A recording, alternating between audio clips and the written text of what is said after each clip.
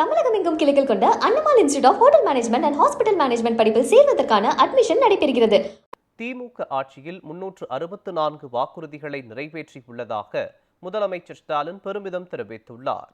இது தொடர்பாக அவர் வெளியிட்டுள்ள பதிவில், திமுகவின் தேர்தல் அறிக்கையில் கூறிய 505 வாக்குறுதிகளில் 364 வாக்குறுதிகளை நிறைவேற்றியுள்ளதாகவும் 40 வாக்குறுதிகள் பரிசீலனையில் உள்ளதை தடுக்க தரவுகள் அமைச்சர் தங்கம் தென்னரசு, சிவசங்கர், கோவி செழியன் ஆகியோர் விளக்கியுள்ளதாகவும் குறிப்பிட்டார். காலை உணவு திட்டம், நான் முதல்வன், புதுமை பெண், தமிழ் புதல்வன் போன்ற இந்தியாவிற்கே முன்னோடியாக செயல்படுத்தப்படும் முத்திரை திட்டங்கள் தேர்தல் வாக்குறுதியில் குறிப்பிட்டதை என்றும் சுட்டிக்காட்டியுள்ளார்.